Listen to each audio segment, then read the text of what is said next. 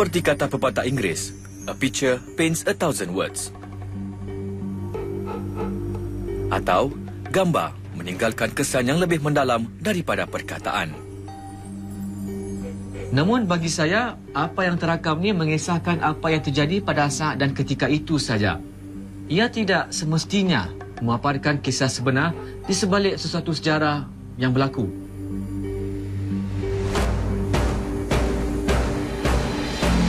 Ia menunjukkan bagaimana kita gembira dan berduka.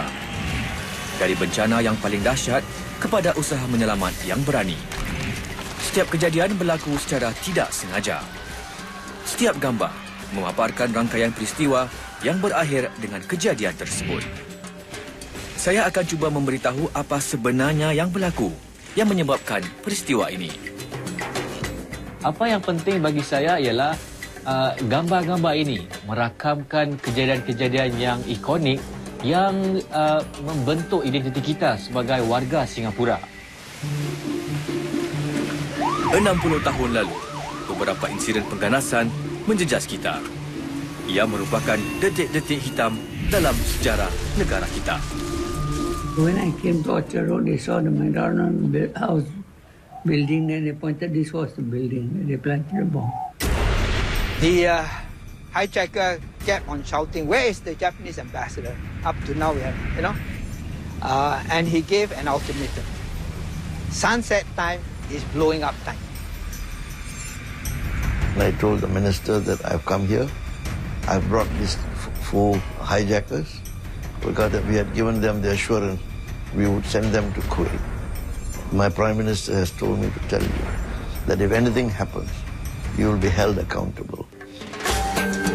Push the gun, redirect. Good. Minimum. So step diagonally forward. Make sure you can strike through. Yo, buddy. How about some money? Ia adalah peristiwa yang berlaku beberapa abad lalu yang masih meninggalkan kesannya pada kita hari ini.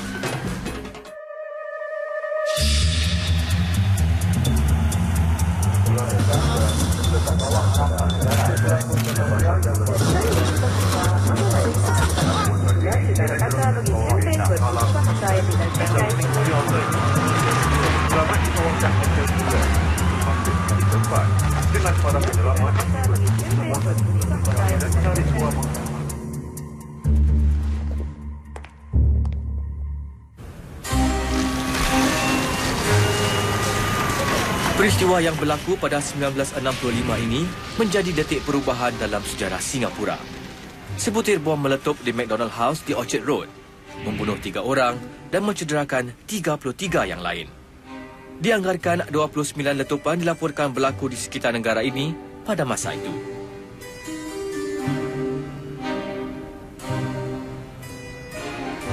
Kita telah pun tahu dan telah pun mendengar tentang insiden-insiden pengganasan.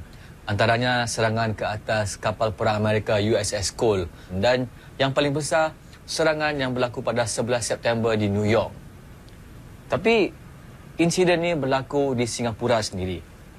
Ia berlaku sewaktu konfrontasi, sewaktu berlakunya pergeseran politik antara Singapura dan Malaysia dan juga dengan Indonesia.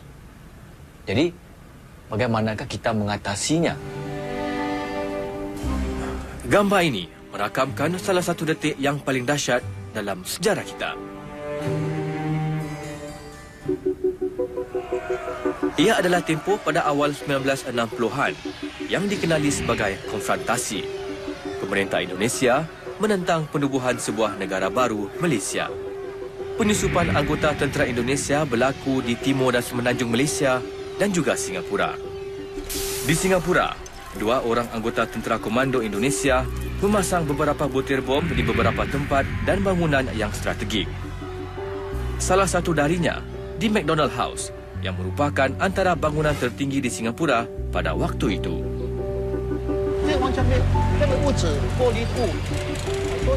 Bangunan-bangunan, kedai-kedai dan juga kenderaan yang berdekatan kebanyakan terkena serpihan batu dari letupan tersebut. Kawasan ini menjadi kucar-kacir dan berlaku kemalangan dahsyat antara kenderaan-kenderaan di jalan raya akibat letupan bom itu. Reverend Kenny Yeo baru berusia 23 tahun apabila beliau menjadi mangsa letupan. Beliau hilang mata kanannya semasa letupan tersebut berlaku. Waktu saya lalu di hadapan bangunan ini, ia hujan.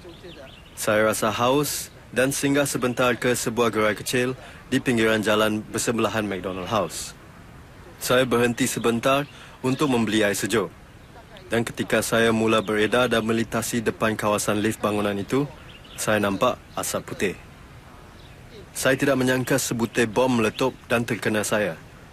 Saya terdengar bunyi letupan yang kuat dan saya tercampak ke tengah-tengah jalan raya.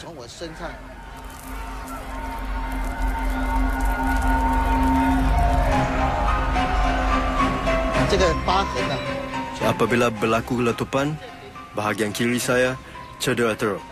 Tangan dan bahu kiri serta hampir ke semua muka dan badan saya tercedera.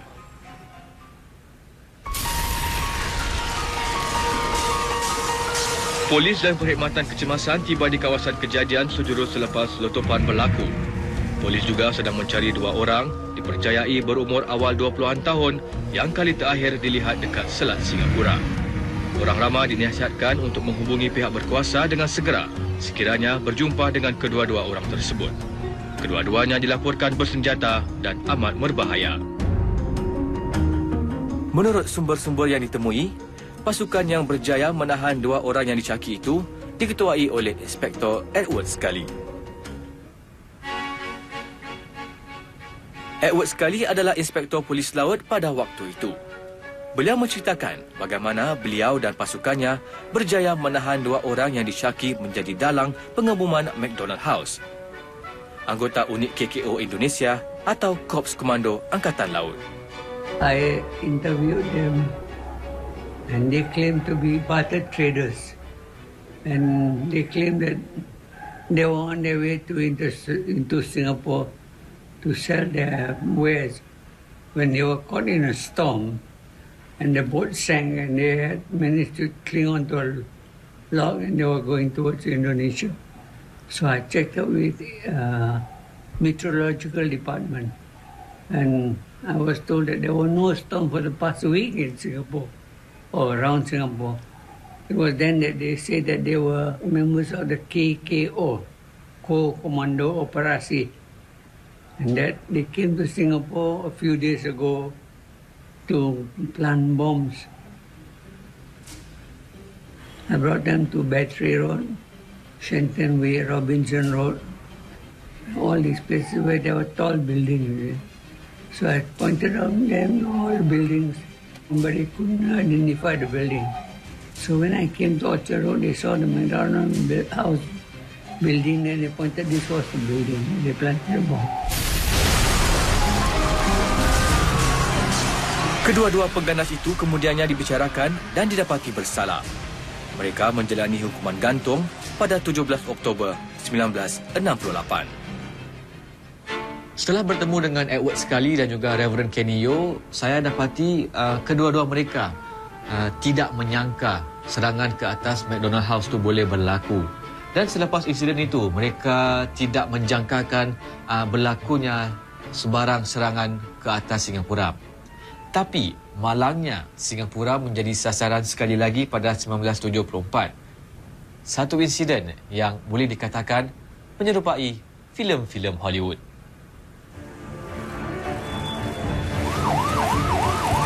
Satu peristiwa yang bermula di perairan Singapura dan berakhir sejauh di Timur Tengah.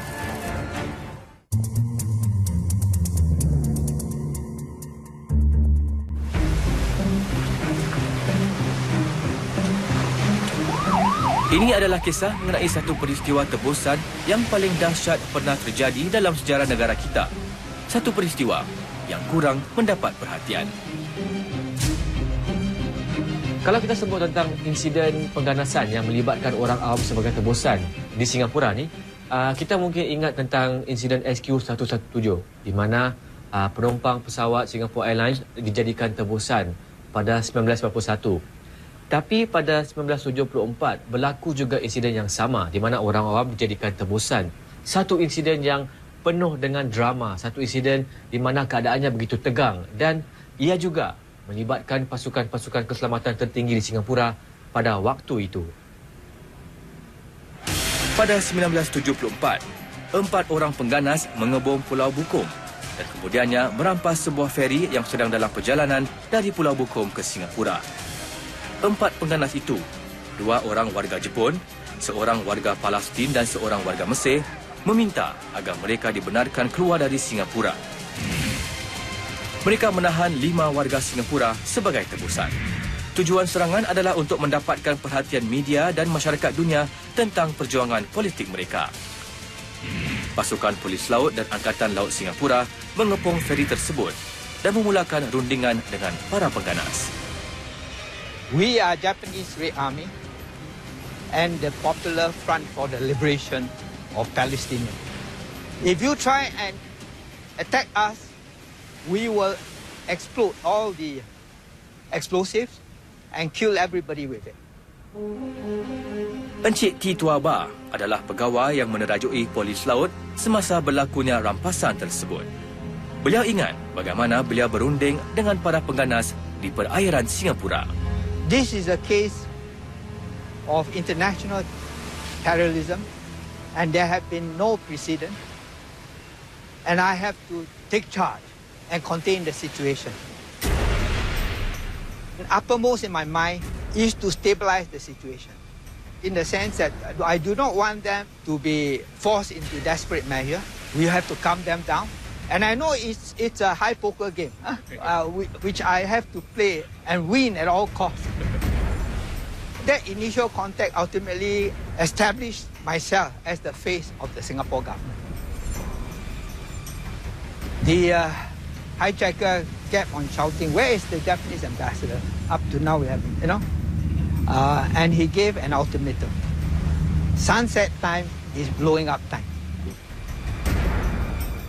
Setelah rundingan selama 8 hari, persetujuan akhirnya dicapai. Namun, tidak semua permintaan para pengganas itu dipersetujui. Order was given to me that I have to convince them to give up their firearm at the VIP airport and not upon boarding. Hubungan dan kepercayaan yang terjalin antara Encik T dan para pengganas sepanjang 8 hari menjadi penentu saat-saat genting sebelum mereka dibenarkan keluar dari Singapura. I told him, "Look, you have trusted me so far. If you don't believe me, please." As I was taking his arm with the firearm to my head, he suddenly stopped and said, "Brother, I trust you." We gave up. Tarikhnya 8 Februari 1974. Para pengganas akhirnya bersetuju dengan apa yang dicadangkan pihak berkuasa Singapura. Mereka akan dibawa keluar ke Kuwait dengan sebuah pesawat syarikat penerbangan Jepun.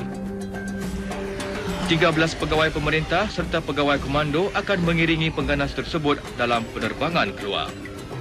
Mereka dijadikan sebagai penjamin sekiranya berlaku sesuatu yang tidak diingini. Dan salah seorang warga Singapura yang berada di dalam pesawat ke Kuwait adalah pengarah Division Perisikan dan Keselamatan pada waktu itu. Beliau juga merupakan mantan Presiden Singapura. We had to plan our departure by dividing the aircraft into 3 parts. The hijackers were at the very end. Ahead of them were the 13 of us. And then beyond, in front of that were the Japanese officials and then the crew. Then when we reached nearing Kuwait, we landed and they took us to one corner of the airfield, very far away from the main building. And we were immediately surrounded by soldiers who had automatic weapons, and it was frozen. The defense minister and party came. So many vehicles came, and they stood at a certain spot. When they opened our door, I went down together with my colleague, and I told the minister that I've come here. I've brought these 4 hijackers because we had given them the assurance we would send them to Kuwait. My Prime Minister has told me to tell you that if anything happens, you will be held accountable. And he was very angry. He said, "You're telling me so?" I said, "Sir, that's my message." So I'm telling you. Keempat-empat pengganas itu akhirnya diserahkan kepada pihak Kuwait setibanya mereka di sana, di bawah perjanjian yang dibuat antara pemerintah Singapura dan Kuwait. Nasib keempat-empat pengganas itu tidak diketahui. Arising from that event, we learned a lot of many lessons. We learned about preparing for aircraft hijack, boat hijack, building hijack. We set up a machinery to monitor this, to negotiate, to deal with the press. We developed a method by which to deal with these problems. We couldn't make that incident into some big cowboy story, you know. It won't be proper. We had a problem, we handled it quietly, with no damage to us, and we put aside the chapter. Kita tahu dan sedia maklum apabila kita mendengar sesuatu cerita tu daripada mulut ke mulut, jalan ceritanya mungkin berubah sedikit. Jadi saya rasa bertuah dapat mengetahui tentang insiden laju feri ini daripada orang yang terlibat secara langsung, iaitu Encik T. Tuaba dan juga Encik Elsa Naden. Apa yang mereka lakukan pada waktu itu, iaitu membuat keputusan dan juga mengambil tindakan selepas menilai suasana pada waktu itu adalah satu yang mungkin tidak difikirkan oleh orang ramai pada waktu itu dan mungkin juga sekarang. Ia mungkin klise, tapi ia bergantung kepada sejauh mana kita dapat persiapkan diri kita. Dan untuk melakukannya, saya dapatkan bantuan seorang bekas askar profesional. Kita on the ground.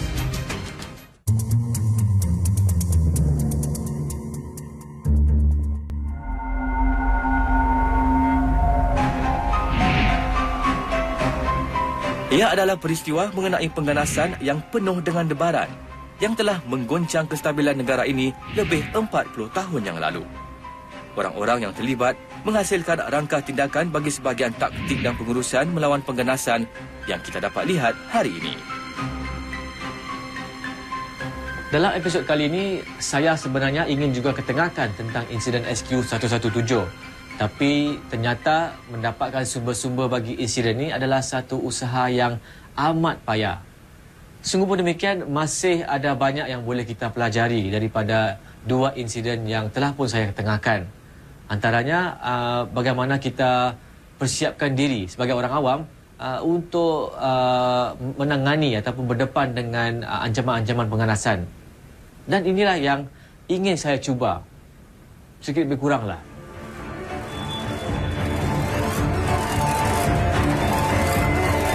Whatever you have, out of pocket. Hey, relax, bro. Out of pocket.